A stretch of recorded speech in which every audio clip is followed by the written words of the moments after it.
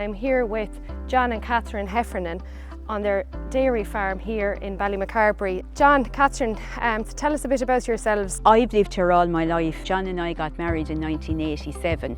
John is from Feathered, he's even more Tipperary than I am. We have 180 cows. Usually Niall does the morning milking and I do the evening milking. We milk all the year round. And John, I believe you worked a 9-to-5 job before you came to farming. That's right, yeah, that's right. No, I as a child I always loved farming, and it was my ambition. Like I wasn't blessed with very good academic skills, but I liked the practical. I got stuck into farming before I got involved with Catherine. I had bought my own farm.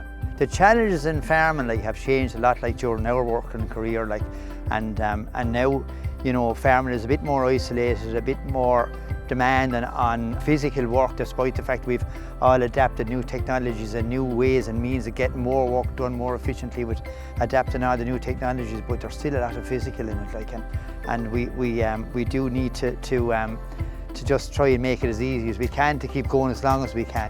I would think it's a healthy occupation, Claudia, because you're outside a lot, you're moving around, you're getting exercise kind of in spite of yourself, but that leads to other little ailments and twinges as well.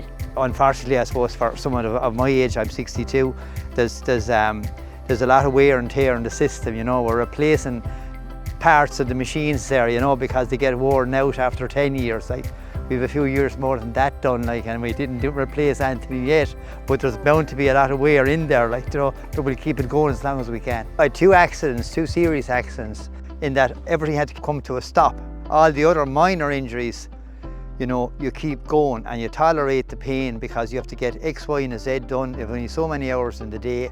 It's pressure, pressure, pressure. The challenge of just getting yourself back on track then, like finding a few hours to go and do something about it, is always the big challenge. So you tend to, there's too many other things, or there's too many other people waiting for you to go and see to yourself, but yet you ring the vet like that. Sometimes it takes something to happen that you have to stop against your will nearly.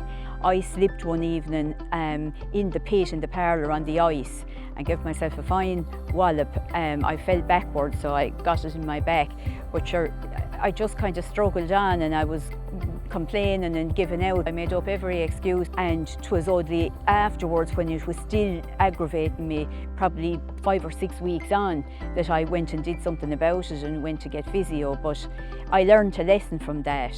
I would typically see amongst farmers, you know, that it just goes to breaking point before getting something seen to like that. Getting it seen to early, it can be quite a quick fix, and you can go on about your job with very little intervention. People often think of, you know, if I don't go and get it seen to, I'm missing out on time and work. But actually in the long term, you know, the longer you go on with it, you're probably going to see yourself out possibly for longer in the future. But the demands on your muscles and joints is huge in that regard. So I suppose it's about finding ways, I suppose, to minimise the load and stress, be it machinery or be it setup. And then I suppose oftentimes it can be actually strengthening the muscles required to a level to be able to tolerate that load on a daily basis. The biggest thing is that if something goes wrong and you're feeling, you know, the pressure, that you just have to stop and get help and get time to go and do something about it.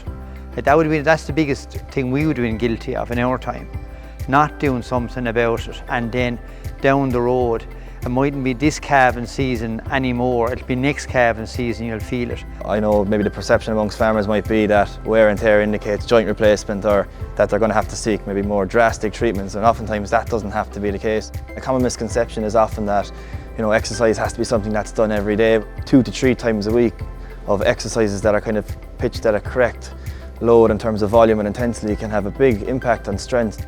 We realise now that we could have done something about stuff. Back then we didn't take it seriously enough, you know. That would be the message I'd have for guys, you know, to take it seriously when you have a problem and go and get something about it, and you know, mind yourself.